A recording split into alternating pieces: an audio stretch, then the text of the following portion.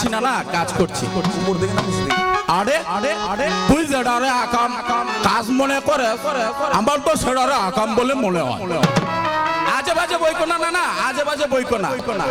আরে আরে ওদের আগে দেখলাম একটা গিটার নিয়ে সারা দিন টুংটাং করতো, এখন দেখি এটা করে ওটা করে।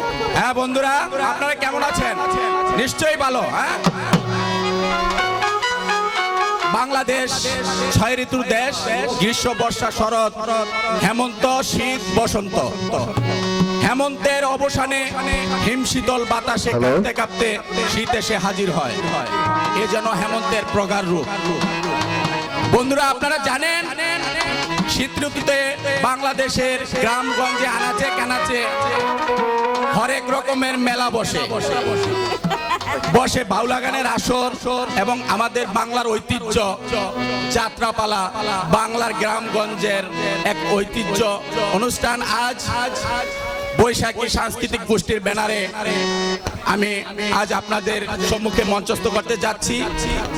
বন্ধুরা আপনারা জানেন আপন দুলাল যাত্রাপালাটি কোনো রোমান্টিক বা তত নৃত্য তত কিছু নেই। আর আমরা যে প্রচার করেছি পোস্টারে আমি লিখিও নি যে আমি বাংলাদেশের টিভির পরিচালক কিংবা ফিল্মের রাজা। মিথ্যা বলতে শিখিনি, তাই তদ্রূপ আপনারা এসেছেন পোস্টার দেখে আপন দুলাল যাত্রাতে কি আছে বাংলাদেশের এমন কোন ছোট থেকে বড় কারো অজানা নেই। তদ্রূপ আপনারা শান্তভাবে বসুন এবং অনুষ্ঠান উপভোগ করুন। আশা করি মাঝে মাঝে আপনাদের জন্য অনেক কিছুর আয়োজন আছে, নৃত্য এবং আমাদের আপন দুলাল নাটকেই অনেক সুন্দর সুন্দর অভিনয় নিয়ে আসবে আমার বৈশাখী সাংস্কৃতিক গোষ্ঠীর শিল্পীরা। আপনারা শান্তভাবে বসুন। অল্প কিছুক্ষণের মধ্যে আমি মোহাম্মদ ওয়াহিদুল হক ওয়াহিদ আপনাদেরকে উপহার দিতে যাচ্ছি আপন দুলাল যাত্রাপালা, সেই বাংলার ঐতিহ্য আপন দুলাল যাত্রাপালাটি এখনই মঞ্চস্থ হতে যাচ্ছে। ধন্যবাদ সবাইকে।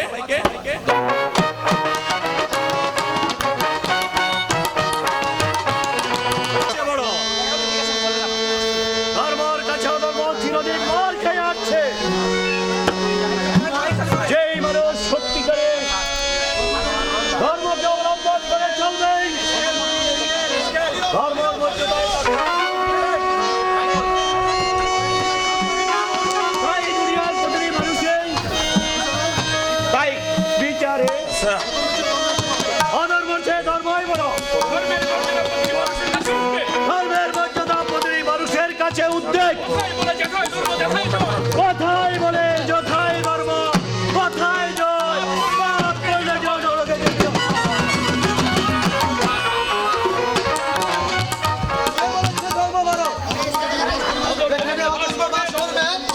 সেখানে ধর্ম আসতেই পারে না।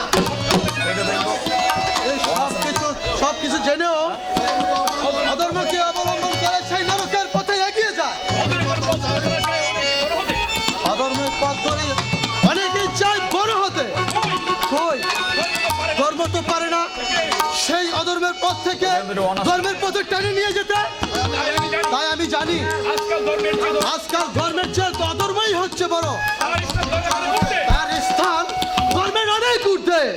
কথাই বলে যথায় ধর্ম, কথাই জয়, পাপ করলে শান্তি।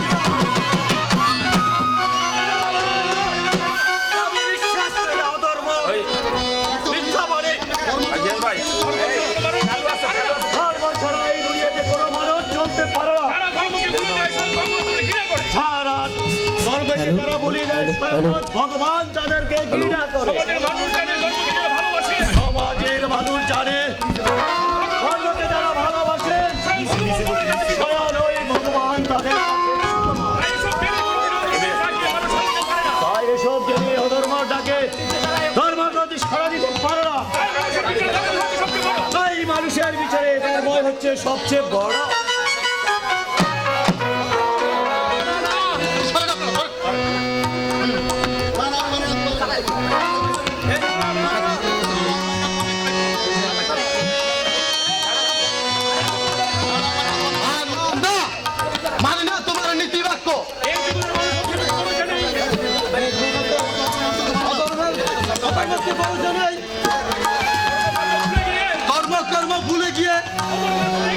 অধর্মের পথে এগিয়ে আসে।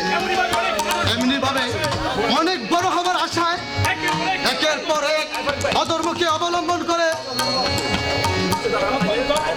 কই, তখন ধর্ম তো পারে না তাদেরকে সেই অধর্মের পথ থেকে আটকে রাখতে। এখনো ভেবে দেখো, অধর্ম হচ্ছে ধর্মের চেয়ে অনেক বড়।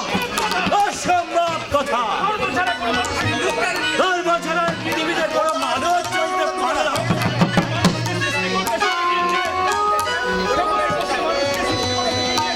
জগতের প্রতিটি মানুষকে ও সৃষ্টিকর্তা শিখিয়ে দিয়েছে আগে ধর্ম পরে কর্ম।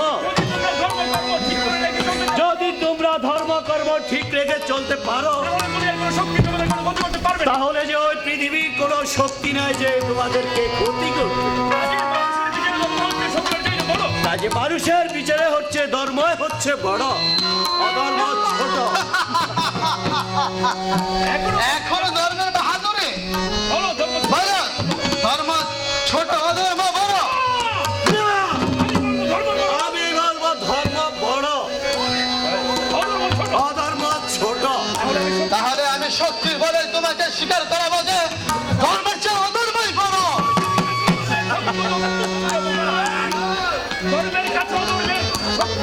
ধর্মের কাছে অধর্মের শক্তি অতি তুচ্ছ রে বোকা। আমি অসন্তোষ মুক্ত করলে অধর্ম তীরের মতো উড়ে যাবে। বেশ, আমাদের শক্তি পরীক্ষা হয়ে যা, দেখা দেখা যাক কে বড় আর কে ছোট।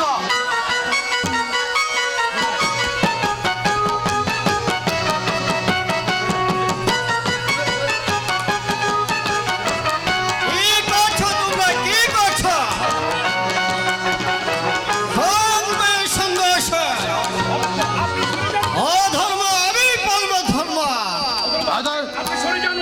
আপনি সরে যান মণিবর, আমি দেখতে চাই কে বড় আর কে ছোট। তোমরা থামো, তোমরা কি বুঝতে পারছো না? এই দুনিয়াটা ভূমিকম্পে চলতেছে। বন্ধ করো তোমাদের যুদ্ধ।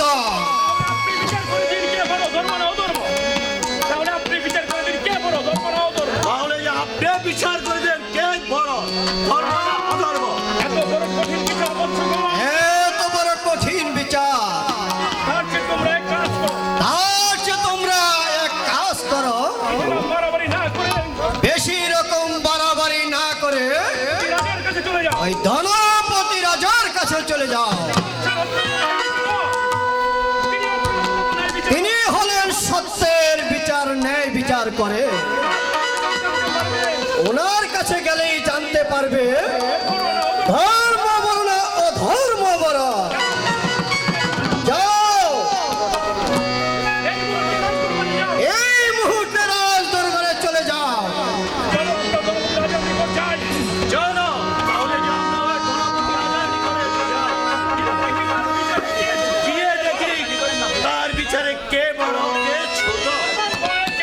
কথায় বলে যথায় ধর্ম তথায় জয়, পাপ করলে যে নরকে যেতে হয়। মিথ্যা কথা, কথায় বলে যথায় অধর্ম তথায় জয়, পাপ করলে স্বর্গে যায়।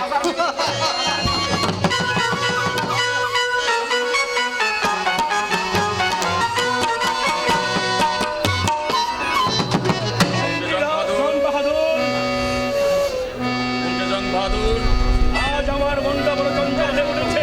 আজ আমার মনটা বড় চঞ্চল হয়ে উঠেছে। কেন মহারাজ? কেন মহারাজ? আমার মন বলছে রাজ্যের চতুর্দিক থেকে রাও ছুটে আসছে। আমার মন বলছে রাজ্যের চতুর্দিক থেকে গ্রাহ ছুটে আসছে গ্রাস করার জন্য। আমি যে আমার মনকে কিছুতেই শান্ত দিতে পারছি না। আমি যে আমার মনটাকে কিছুতেই সান্ত্বনা দিতে পারছি না। আপনার মনে দুর্বল- এ আপনার মনের দুর্বলতা ছাড়া আর কিছু নয় মহারাজ। মহারাজের জয় হোক। মহারাজ, দুজন ব্রাহ্মণ আপনার সাক্ষাৎ প্রার্থী। ব্রাহ্মণ আমার সাক্ষাৎ প্রার্থী। যাও সেনাপতি মীর কাসেম, যাও সেনাপতি মীর কাছে। তাদের সশস্ত্র হাজির এই কে আছিস? ব্রাহ্মণদেরকে দরবারে হাজির করো।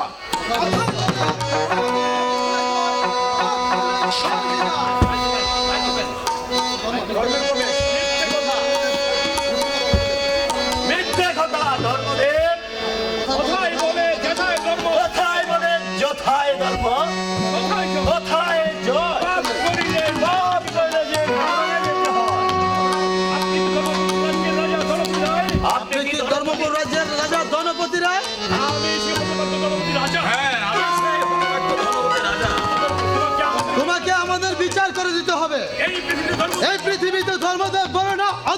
করো।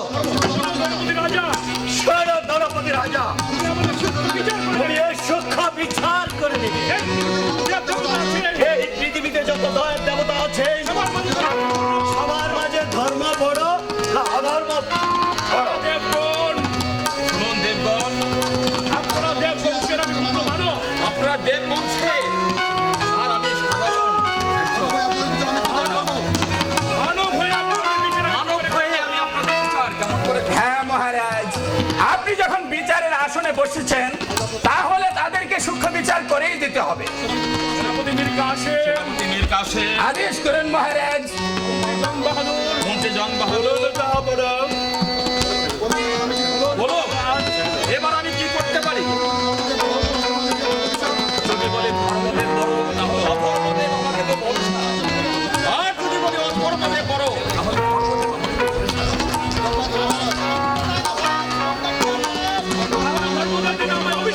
তাহলে ধর্মদেব আমাকে দেবে অভিশাপ। জং বাহাদুর মহারাজ, ওদের কাছ থেকে আপাতত সামান্য একটু সময় চেয়ে নিন, তারপর পরবর্তী দরবারে এর সূক্ষ্ম বিচার করে দেওয়া সম্ভব হবে। হ্যাঁ মহারাজ, মন্ত্রী জং বাহাদুর ঠিকই বলেছে। আপনি আপাতত ওদের কাছ থেকে সামান্য সময় চেয়ে নিন। আগামীকাল বেলা 10 ঘটিকার সময় ধর্মপুর রাজ দরবারে তাদের সূক্ষ্ম বিচার করা হবে। বেশ তাই হবে। শুনুন ধর্মবল, আজ রাত পর্যন্ত আমার অতিথিশালায় বিশ্রাম করুন। আগামীকাল 10 ঘটিকার সময় আপনাদের সূক্ষ্ম বিচার করব। রইলাম তোমার আগামীকালের আশায়। আগামীকাল বেলা 10 ঘটিকার পূর্বেই তুমি আমাদের সূক্ষ্ম বিচার করে দেবে। এই পৃথিবীতে ধর্মদেব বলো না অধর্মদেব বলো। কোথায় বলে যেথায় ধর্ম, কোথায় জয় পাপ করলে স্বর্গে যায়। তুমি আমাদের এই সূক্ষ্ম বিচার করে দেবে। এই পৃথিবীতে ধর্মদেব বড় না অধর্মদেব বড়? কোথায় বলে যেথায় ধর্ম কোথায় জয় পাপ করলে যে নরকে আদেশ করুন মহারাজ। অবশেষে তোমার আদরের পুত্র আপনার দুলাল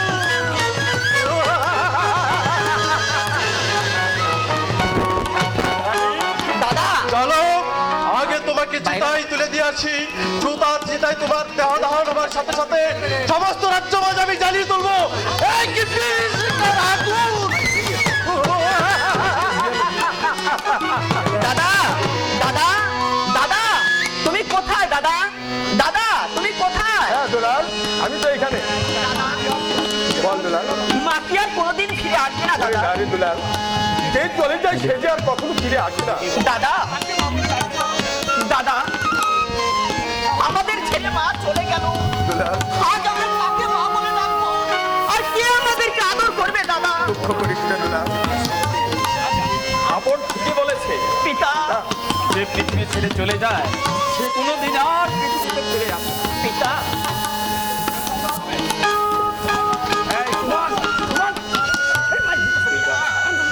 মা যে আমাদেরকে ছেড়ে চিরদিনের জন্য চলে গেল। পিতা আমরা এখন কাকে মা বলে ডাকবো?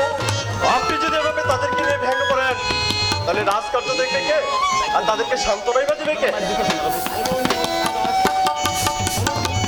বলুন মন্ত্রী জং বাহাদুর। আদেশ করুন জাহাপনাহ। মন্ত্রী জং বাহাদুর, হঠাৎ আপনি এই মুহূর্তে আমার কাছে, আর আমি যে এর কিছুই বুঝতে পারছি না। আপনি আপনার দুলালকে একটু অন্ত করে পাঠান, তারপর আমি আপনাকে সব বুঝিয়ে বলছি। বেশ। পিতা আপন দুলাল, তোমরা একটু চলে যাও, আমি মন্ত্রী মহাশয়ের সাথে একটু কথা বলে আসছি। আচ্ছা পিতা। ঠিক আছে পিতা, আমরা যাচ্ছি। মহারাজ, সমস্ত রাজ্যময় গুঞ্জনের সৃষ্টি হয়েছে। সমস্ত প্রজারা বলাবলি করছে এই রাজ্যে অলক্ষ্মী প্রবেশ করছে। অলক্ষ্মী প্রবেশ করেছে। আগে হ্যাঁ মহারাজ, তাই রাজ্যে পুনরায় লক্ষ্মী ফিরে আনার জন্য প্রজার আপনাকে দ্বিতীয় দ্বার গ্রহণ করার জন্য বলছে।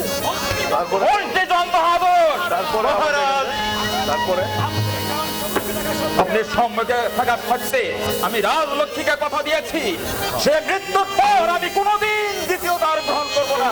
সে আমিও জানি মহারাজ, কিন্তু প্রজাদের কথাটা একটু শেষবারের মতো ভেবে দেখবেন।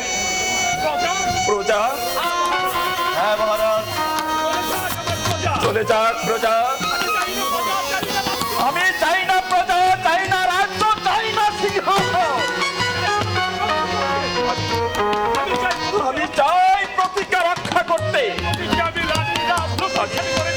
আমি যে প্রতিজ্ঞা রাজলক্ষ্মীর গাছ হয়ে করেছি, সে মৃত্যুর পর আমি কোনোদিন দ্বিতীয় দ্বার গ্রহণ করবো না, দ্বিতীয় দ্বার আমি গ্রহণ করবো না। মহারাজ একবার ভেবে দেখুন, যদি সমস্ত প্রজারা এই রাজ্যে বিদ্রোহ ঘোষণা করে যায়, তাহলে এক বিশৃঙ্খল অবস্থার সৃষ্টি হবে। প্রজা বিদ্রোহ? কোন প্রজা মহারাজের বিরুদ্ধাচরণ করেছে? মহারাজ, আমি প্রজামহল থেকে ঘুরে এসেছি। রানী রাজলক্ষ্মীর মৃত্যুতে সমস্ত প্রজারা মর্মাহত। আমার মন বলছে মন্ত্রী জাম বাহাদুরের মাথায় ভীমরতি ধরেছে। আপনি এক কাজ করুন মহারাজ, ওকে কিছুদিনের জন্য সময় দেওয়া হোক, ওর মাথাটা ঠিক করে আসো। আর সেই সুযোগে তুমি আমার শূন্য স্থানটাকে পূরণ করতে চাও?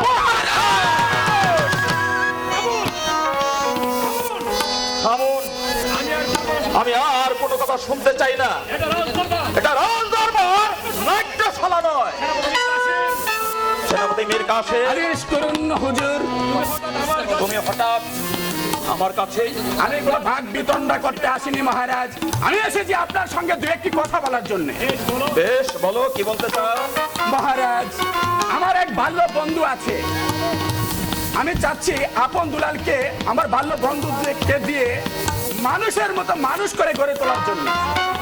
না মহারাজ, তা কিছুতেই ভালো দেখা যায় না। এই মুহূর্তে যদি আপনি আপনার দুলালকে রাজ্য থেকে বের করে দেন, তাহলে যে সমস্ত প্রজারা বলাবলি করবে আপনি তাদের মাতৃহীনা বলে তাদেরকে রাজ্য থেকে বিতাড়িত করছে।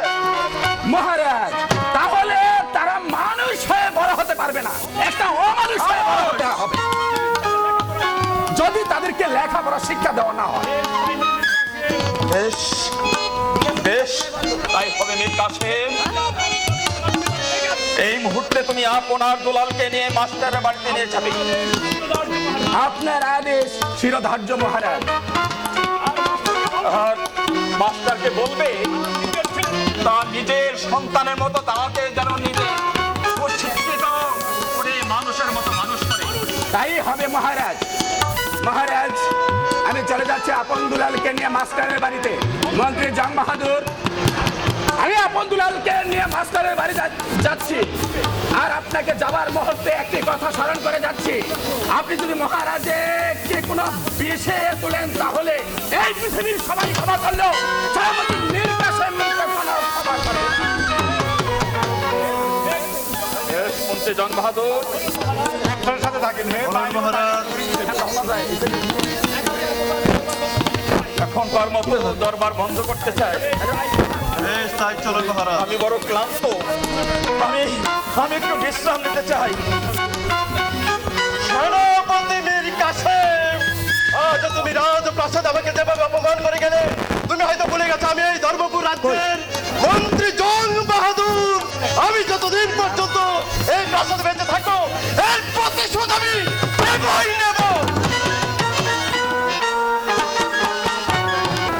রাজকার্যে ব্যস্ত থাকায় সে কোনোদিন আসে না, কিন্তু সে আমাকে কথা দিয়ে গিয়েছিল একদিন এসে সে নিশ্চয়ই আমার সঙ্গে দেখা করবে। বন্ধু, সেনাপতি মীর কাসেম যখন কথা দিয়েছে, তখন না এসে কি থাকতে পারে? এই তো আমি এসে গেছি বন্ধু।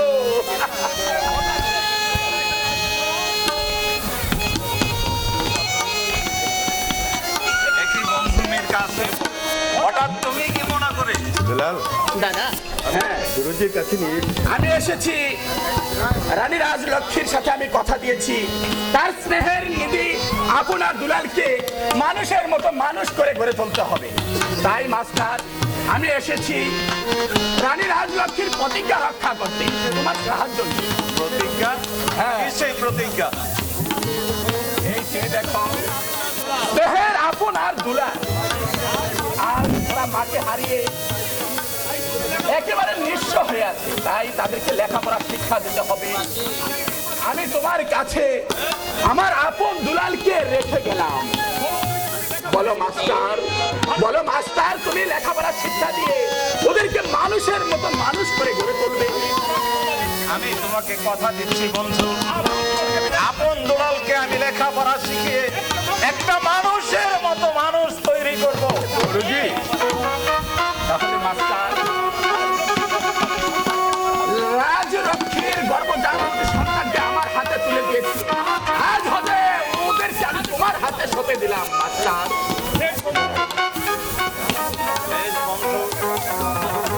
তোমার তোমার প্রতিজ্ঞা রক্ষা করতে আমি সর্বাত্মক চেষ্টা করব।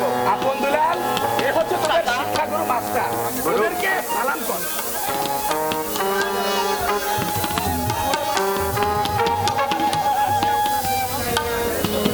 আপন দুলাল, কাকা এবার তাহলে আমি আসি, কি বলি?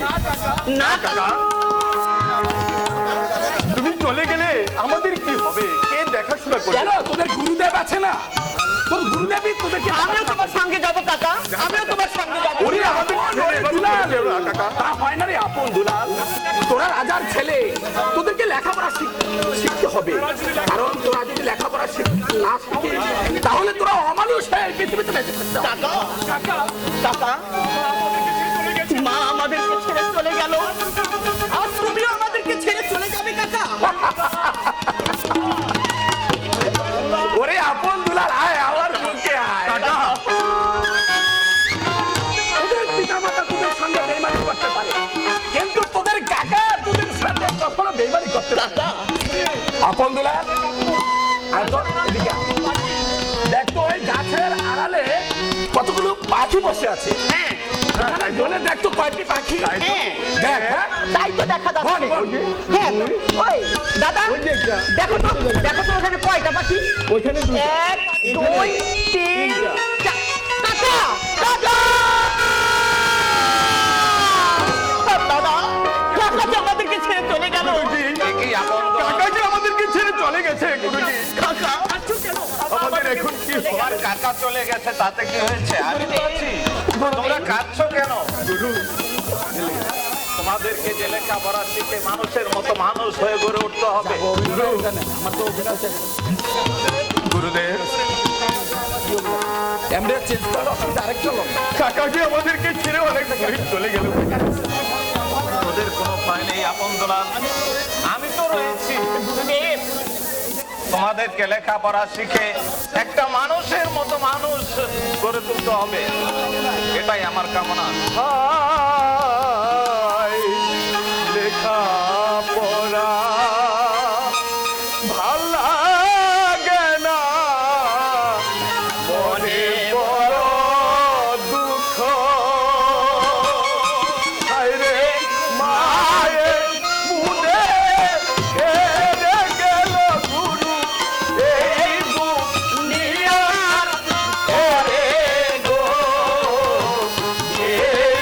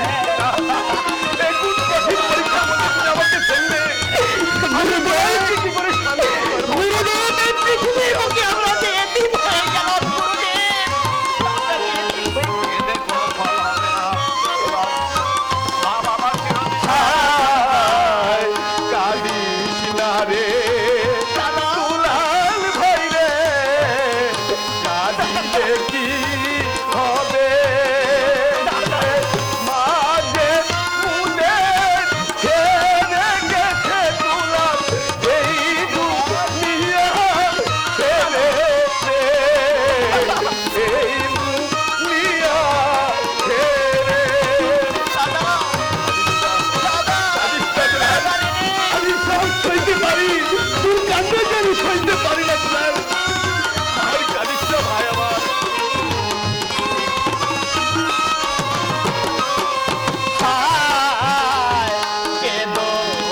কেদো না দাদা, আর কেদো না তুমি দাদা, সকল কিছু সইতে পারি না, আমাদেরকে কেন না সইতে পারি না,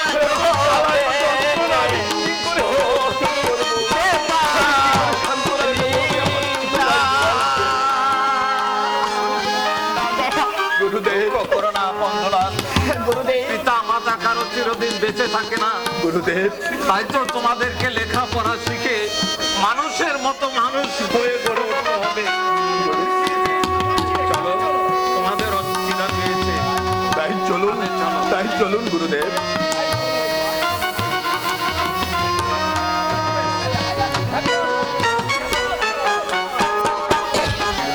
আরে মাওয়া দুনিয়াটা আকাশ বাদল সব সমান দেহি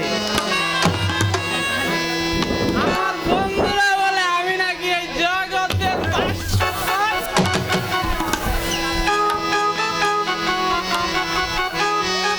ও কি হায় রে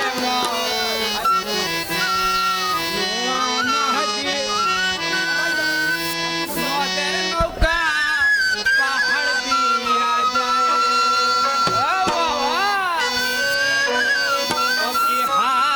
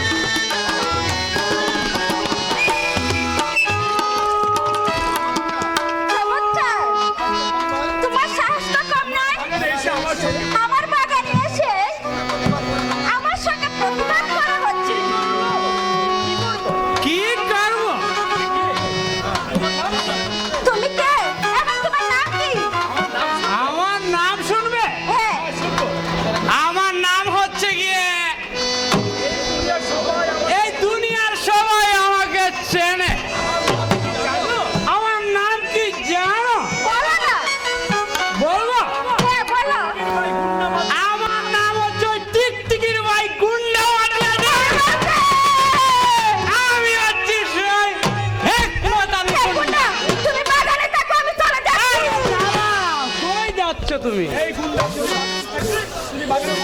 হ্যাঁ গুন্ডা, তুমি বাগানে তো কমকে ছেড়ে দাও, আমি চলে যাচ্ছি। না, তোমাকে এখান থেকে এক পাও সরে যেতে দেওয়া হবে না। বলো তোমার পরিচয় কি? আমার পরিচয়? হ্যাঁ, খালাস বলছি, তুমি একটু দূরে দাঁড়াও। ওকে, আমি বলছি, বলো। আমার নাম কি তুমি শুনবে? অবশ্যই শুনবো। আমার নাম হয়েছে চন্দ্রা দেবী। ওরে বাবা, তোমার বাবার নাম কি? আমার বাবার নাম হচ্ছে অজয় রাজা। ওরে বাবা, ওরে কে দিলে? আরে বাবা, আমি পলাই বাবা, আমার পায়খানা ধরছে বাবা, আমার পায়খানা ধরছে। এই দাঁড়াও, কোথায়?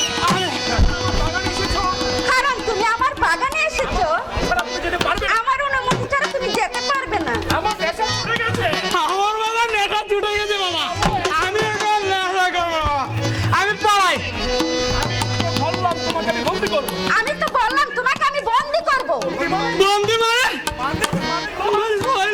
ওই নোয়ার সিন্ধুকে? না না বন্ধু, তোমাকে আমার প্রেমের সাগরে বন্দি করব। আমিও তোমাকে আমার এই মনের সিন্ধুকে বন্দি করে রাখা। বেশ, তাহলে তুমি আমার সঙ্গে চলে এসো। তাই চলো।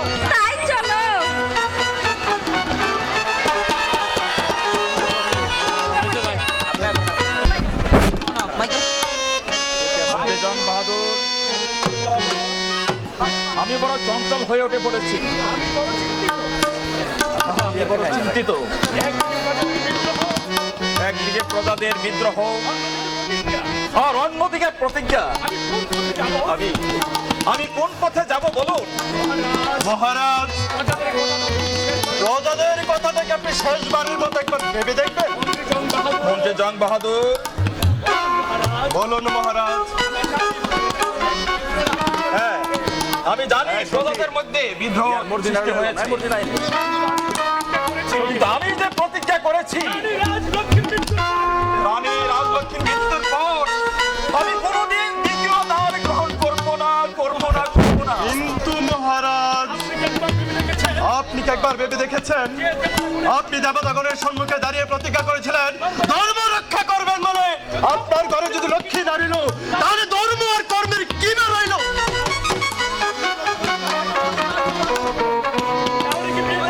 তাহলে বিয়ে না করলে কি এখানে রাজ্য পরিচালনা করা সম্ভব নয়? আজকে তো তাই বলে শাস্ত্রে। তাহলে আমাকে কি বিয়ে করতেই হবে? এই ধর্মকে রক্ষা করতে যদি আমাকে মরতে হয়, তাও আমি মরবো, কিন্তু আমি দ্বিতীয় দ্বার গ্রহণ করতে পারবো না। আমি তাই ধর্মকে আঁকড়িয়ে রেখে যেতে রয়েছে, সেখানে কে দেবে আমাকে কন্যা? আর কার কন্যাকে আমি বিয়ে করবো বলুন? মহারাজ, আপনি যদি সম্মত থাকেন, পাত্রীর সন্ধান আমি আপনাকে দিতে পারবো। এই দেখুন না মহারাজ, ওই মাননীয় অজয় রাজা পাত্রীর সন্ধানে আপনার কাছে পত্র লিখেছে।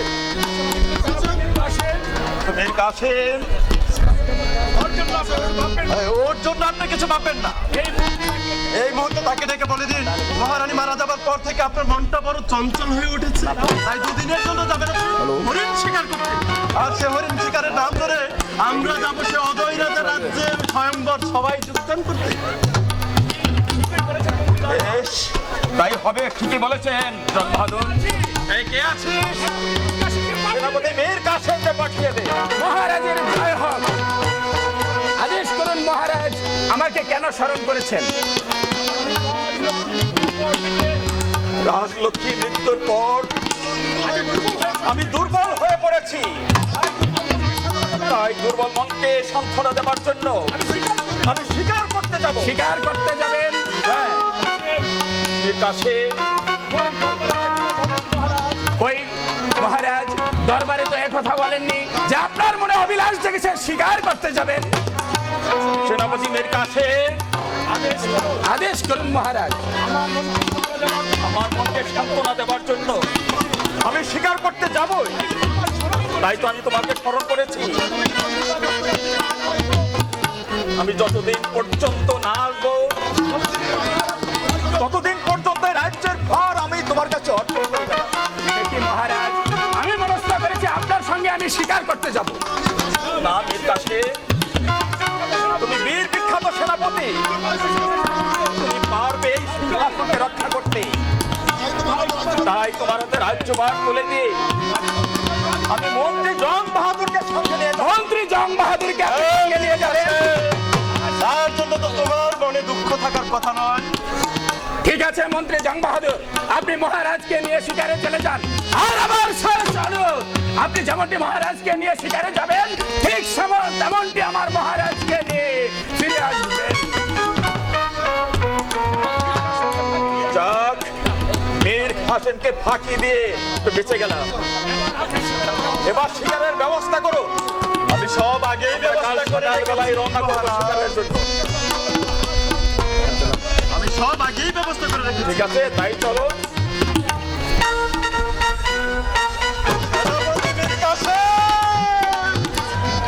তুমি মহারানী রানী রাজলক্ষ্মী মৃত্যুর সময় প্রতীক্ষা করেছিলে। তুমি যতদিন পর্যন্ত এই পৃথিবীতে বেঁচে থাকবে, পৃথিবীর এমন কোনো শক্তি নেই যে মহারাজকে দিতে দায়ের কাজ করাতে পারে।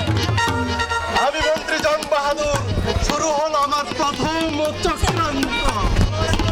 এবার মহারাজকে বিয়ে করিয়ে তারপরে রাজপ্রাসাদে অশান্তির আগুন জ্বেলে দেব।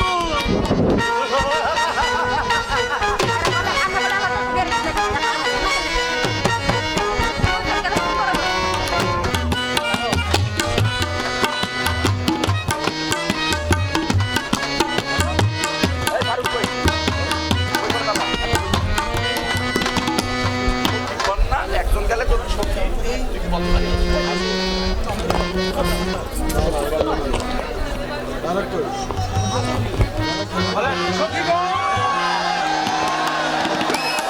সখী, তুই কি বলতে পারিস সেখানে কোন কোন দেশে রাজ আছে? হ্যাঁ, আমি বলতে পারি। আমি বলি, শোনো শোনো রাজা কন্যা বলি গেল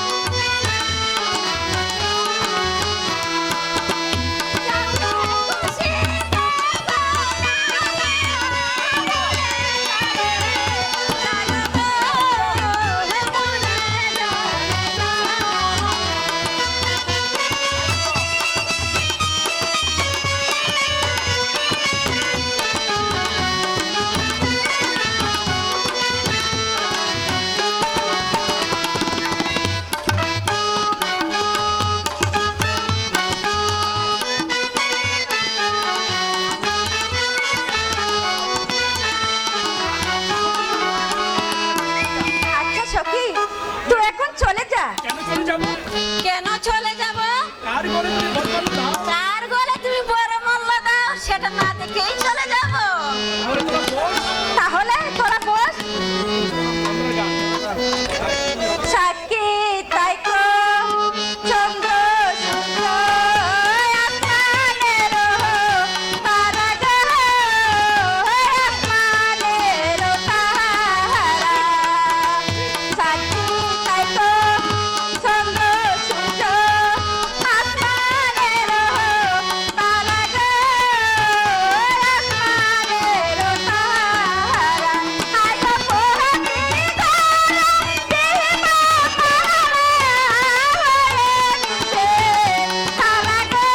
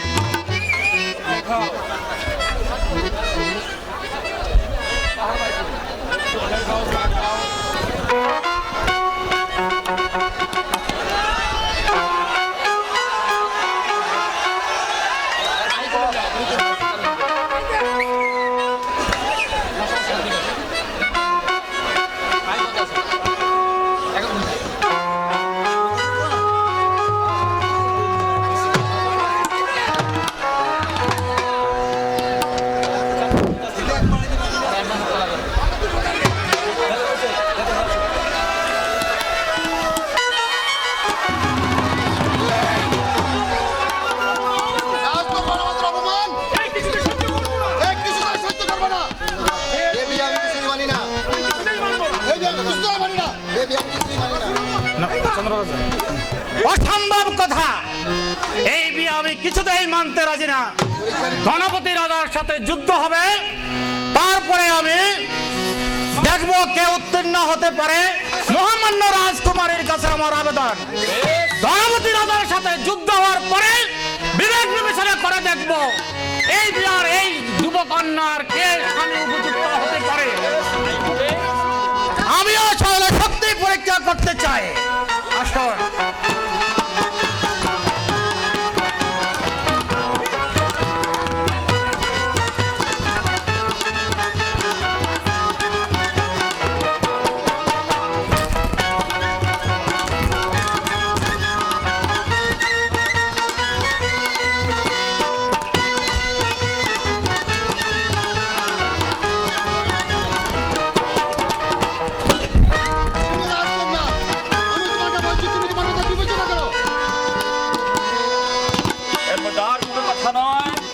তাহলে হয়ে যাক অস্ত্রযুদ্ধ।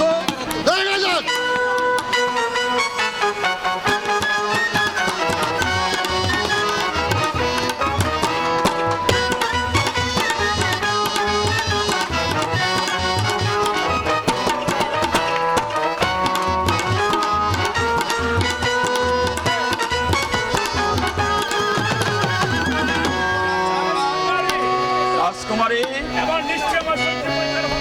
হ্যালো, নিশ্চয়ই তুমি আমার শক্তির পরীক্ষা দিয়ে দেখেছো। মহারাজ, আপনার বিরুদ্ধে দেখে সত্যি আমি মুক্ত হয়েছি মহারাজ। আজ আমার বরমাল্য তো সার্থ। রাজকন্যা, আমি তোমাকে পেয়ে আজ বড় ধন্য। তোমার স্থান ওখানে নয়, তোমার স্থান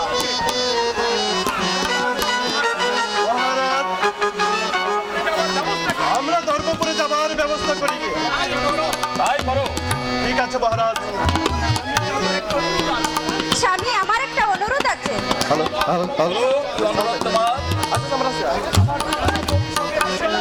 আমার প্রাসাদে অতি শখের একটা সিন্ধুক আছে। আমি সে সন্দুকটাকে সাথে নিয়ে যেতে চাই। তোমার শখের জিনিস তুমি নিয়ে যাবে, এতে আপত্তির কি আছে বলো? না, তোমার ইচ্ছে তুমি সব কিছু নিয়ে যেতে পারো। আমার আপনার কথা আর কথা না। আমি শুনে খুশি হলাম। সখী, তুই মহারাজকে অন্তর্মহলে নিয়ে যা। মহারাজ, কিন্তু দেরি করে না, আমি তোমার আসছি। জন্য অপেক্ষা করবো। তোমাকে না নিয়ে আমি যাচ্ছি না। চলুন মহারাজ।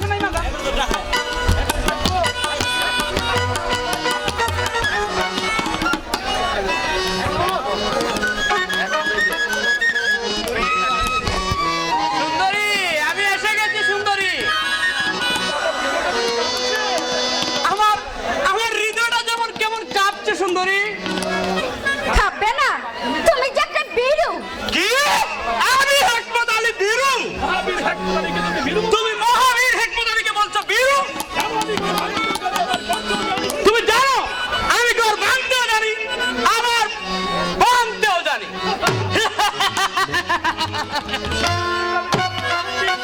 সেই জন্য তো আমি তোমাকে প্রাণ দিয়ে ভালোবাসি।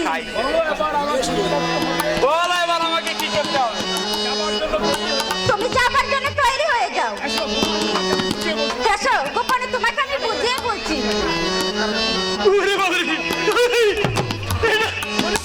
মারো সিন্ধু! ওই লোহা সিন্ধু! মরে যাবো গো মা, মরে যাবো, আমি মরে যাবো। বেশ, তাহলে তুমি থাকো, আমি চলে যাচ্ছি। ওরে বাপরে! তুমি চলে যাবে আর আমি থাকবো? তাহলে যে একবারে বুক পেটে মরে যাবো। তার চেয়ে ভালো আমিও সিন্ধি করে ঢুকবো। চলো চলো আমি চলো।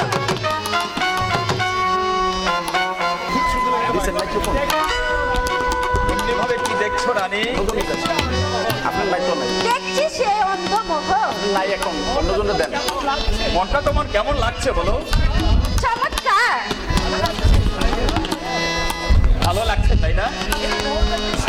আর এই মহলটাকে সাজিয়েছে তুমি জানো? কে? রানী রাজলক্ষ্মী। সে আজ পৃথিবীতে নেই, কিন্তু রেখে গেছে তার শত শত স্মৃতি। মহারাজ, আমি শুনতে পেলাম আপনার নাকি দুটি সন্তান আছে। আছে, তারা এখন কোথায়? তারা মাস্টারের বাড়িতে গেলে। মহারাজ, ফারুক কই ফারুক? এতদিন হয়তো তাদের মা ছিল না। ফারুক ফারুক মাস্টারের বাড়িতে রেখেছে। ফারুক কে ডাকি? ফারুক কে? আজ তাদের মা হয়ে আমি এসেছি। তাদেরকে প্রসাদনের ব্যবস্থা করুন। পারবে রানী? তুমি পারবে ওদের মাতৃস্নেহ ফিরে দিতে? তুমি কি পারবে ওদের মতো লালন পালন করে মানুষের মতো মানুষ করতে? কেন পারবো না মহারাজ? আমি যে নারী জাতির একজন। বেশ, তাই হবে। তাহলে এই মুহূর্তে এমন দোলালকে আনার জন্য আমি ব্যবস্থা করছি। এই কে আছিস? এর কাশেমকে প্রাসাদে পাঠিয়ে দে। মহারাজের জয় হোক। মহারাজ শিকার থেকে ফিরে এসেছেন। একই একই একই মহারাজ, একই দৃশ্য আমি দেখতে পাচ্ছি। এর কাশেম, আমি গিয়েছিলাম শিকার করতে। শিকার করতে করতে জল পিপাসায় যখন আমার বুকের ছাতি পেটে যাচ্ছিল, তাই জল পিপাসা নিবারণ করার জন্য অজয় রাজার রাজ্যে যাই। সেখানে গিয়ে দেখি সমন্বয় সভা। ভাগ্যের কি নির্মম পরিহাস! সেই রাজকন্যার বরমাল্য পড়লো আমার গলায়। মহারাজ, মহারাজ, এর জন্য দুঃখ করে আমার কোনো ফল হবে না, কিন্তু কিন্তু আমি রানী রাজলক্ষ্মীর সাথে কথা দিয়েছিলাম, আজ সে কথা রক্ষা করতে পারলাম না। আপনি শিকারের নাম করে গিয়ে দ্বিতীয় দান গ্রহণ করবেন। চাকরির কাছে যা হবার তা হয়ে গেছে, এ শুধু ভাগ্যের নিরম করে।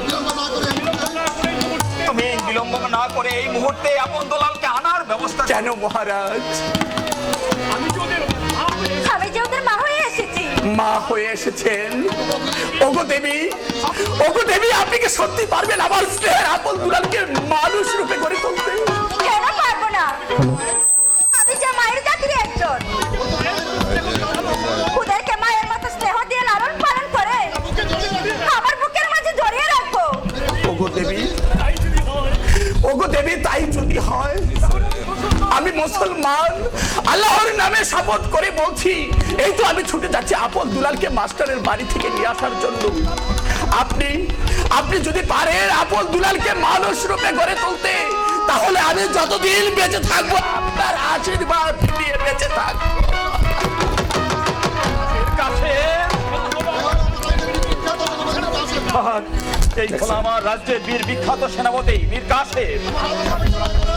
আমার আদেশের অপেক্ষা না করে রাজ্যের সমস্ত কার্যক্রম সে চালিয়ে যেতে পারে। মহারাজ, মোহরিরে বলবো তলোয়ার দিয়ে আসতে। চলুন আমরা অন্তঃপুরে যাই। বেশ, তাই চলো।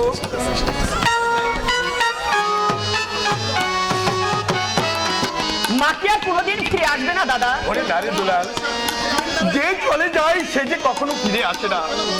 কেন কেন তুই বারবার মায়ের কথা বলে আমাকে কষ্ট দিস? দাদা বেশ, আমি আর মায়ের কথা বলবো না।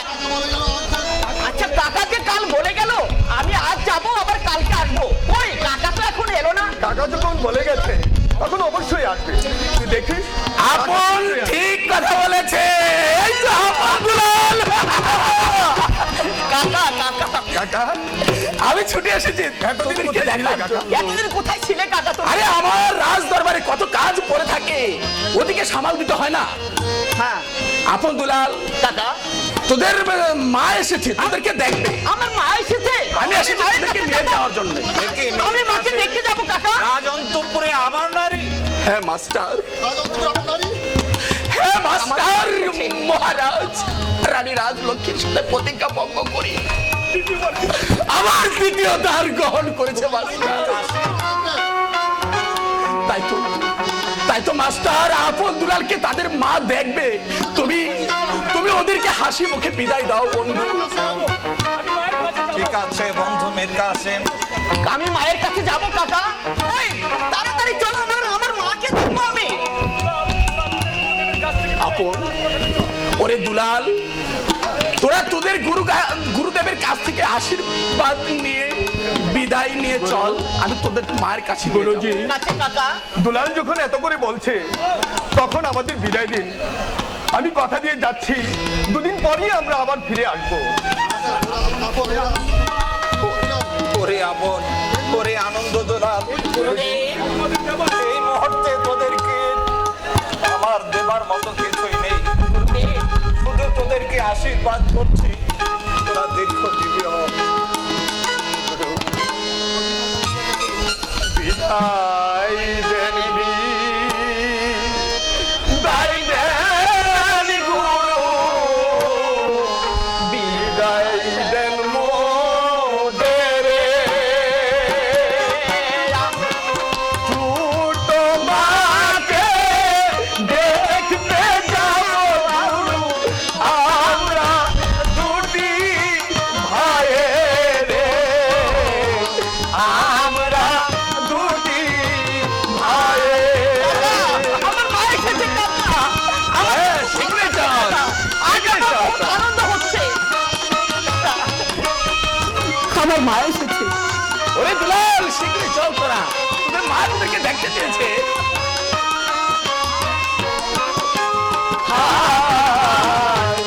আশীর্বাদ করিবেন গুরু, দিয়ে চরণ ধুলি বাইরে ফিরে এসে নিতে পারি যেন আপনার চরণ ধুলি গো,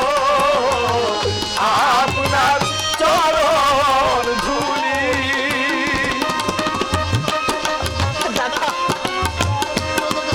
হ্যাঁ মাস্টার, তুমি আপন দুলালকে হাসি মুখে বিদায় দাও।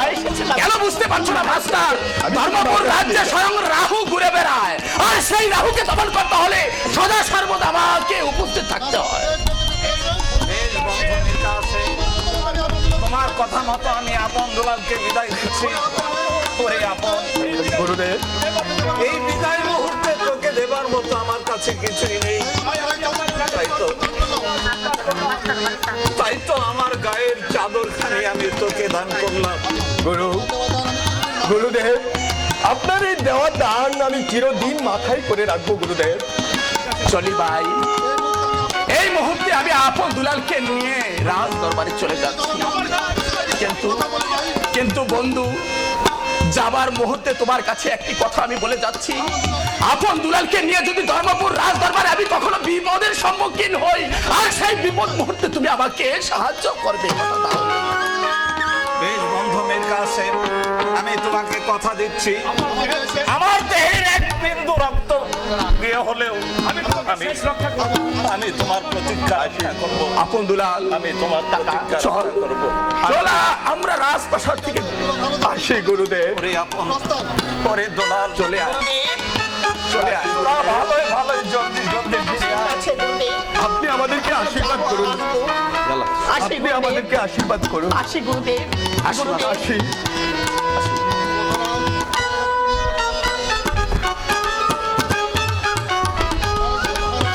মহারাজ, আপনি সেনাপতি মীর কাসেমকে পাঠিয়েছেন আপন দুলালকে নিয়ে আসার জন্য, কিন্তু সেটা এখনই আসলো না। আমার মনে হয় সে পালিয়েছে। বীর বিখ্যাত সেনাপতি মীর কাসেম কখনো পালাতে পারে না মহারানী। এই তো আমি স্নেহের আপন দুলালকে নিয়ে ফিরে এসেছি। ওই আমার মা কোথায়? পিতা, আমার মা, পিতা আমার মা কোথায়? এই তো তোমার মা। মা গো, আমার মা, আমার কত সুন্দর মা। একে আপন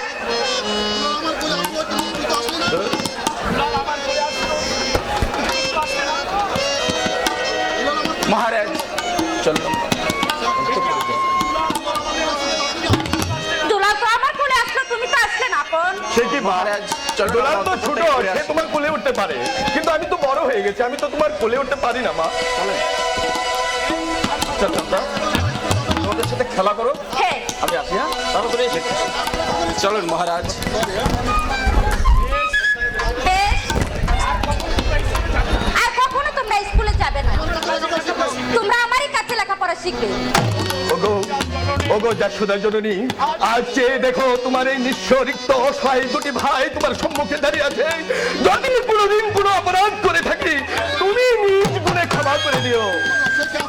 সে কি আপন দুলাল? হ্যাঁ মা। মায়ের কাছে তো ছেলে কোনোদিন অপরাধ করলেও তা করলে তো সবার চোখে দেখে। দুলাল, তুই মায়ের সাথে কথা বল, আমরা এখনই আসছি। আরে যান যান যান, আপনারা ফেরত আসতে হবে না। আচ্ছা মা, তুমি এতদিন কোথায় ছিলে? এতদিন আমি আমার বাপের বাড়িতে ছিলাম। ও বাবার বাড়িতে ছিলে? হ্যাঁ, তাই এই দুটি সন্তানের কথা তোমার বুঝি মনে ছিল না? তাই তো তোদের কথা মনে পড়লো আর জোর করে চলে এলাম। মা, দুলাল, কে দেখ অনেক বেলা হয়ে গেছে, আমাদের যে স্কুলে যেতে হবে ভাই। না না আমি যাবো না, আমি মায়ের কাছে থাকবো। এই কি কথা? আমি তো বললাম তোমরা আর স্কুলে যেতে হবে না, মা, আবার বলছি স্কুলে যাবে। মা, তুমি জানো না মা, আমরা এই গুরুদেবের সাথে কথা দিয়ে এসেছি, দুদিন পরেই যে আমাদের যেতে হবে মা। না না, তোমরা কোথাও যেতে পারবে না। আমি তো কথা দেইনি দাদা, গুরুদেবের সাথে তুমি কথা দিয়েছো, তুমি যেতে পারো, যাও, আমি যাবো না। চলো চলো দুলাল ভাই রে, স্কুলে পড়িতে।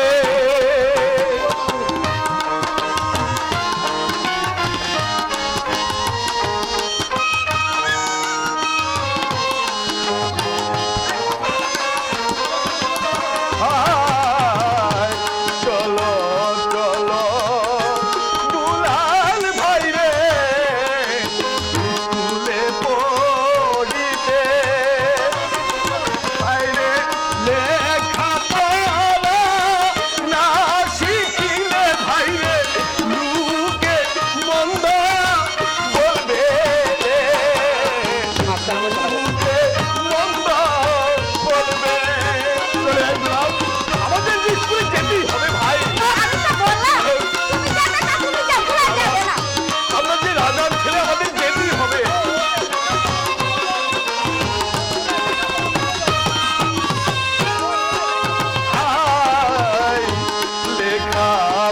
প্রাণ অমূল্য ধন সর্বলোকে জানে হায়রে লেখা পড়া না শিখিলে দুলাল লোকে মন্দ বলবে রে লোকে মন্দ বলবে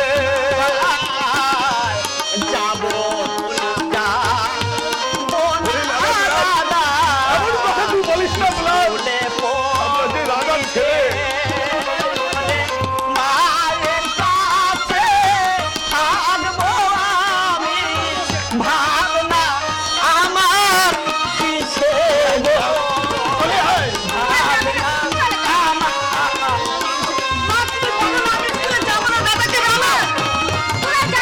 তুমি বুঝতে পারছো না মা আমরা যে গুরুদেবকে কথা দিয়ে এসেছি তাছাড়া আমরা যে রাগান ছেলে মা দুলাল, আয়, মায়ের আদর মায়ের স্নেহ রত্ন সিংহাসন চলে আয় দুলাল চলে আয় আমাদের স্কুলে যেতেই হবে ভাই কেন বুঝতে পারছিস না দুলাল এই না আদর হতে পারে দুলাল এই না আদর হতে পারে দুলাল দিশে ওই না বলিতে দিশে ওই না ভরি চলে আয় চলে আয় আমাদেরকে স্কুলে যেতেই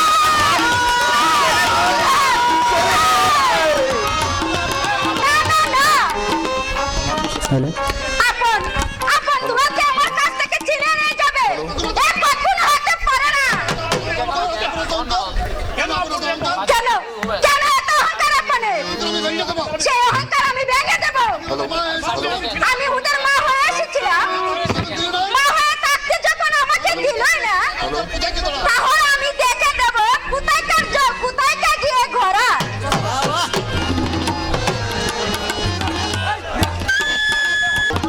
এই যে দুলাল, তুই কি আমার সাথে রাগ করেছিস তুমি আমাকে মায়ের কাছ থেকে কেন নিয়ে এলে দাদা ওরে দুলাল আমি কাপড় পাল্টাই ওই নির্মাতা কোনোদিন আপন হতে পারে না রে দুলাল কথা শুন আমার কথা শুন দুলাল দাদা আমাদের লেখাপড়া শিখতে হবে তাছাড়া আমরা যে রাজার ছেলে দুদিন পর তুই হবি রাজা আর আমি কি হবো জানিস আমি হব তোর প্রধান সেনাপতি না না না না সেটি হচ্ছে না তুমি বড় তুমি রাজা হবে আর আমি হব তোমার প্রধান সেনাপতি আরে না না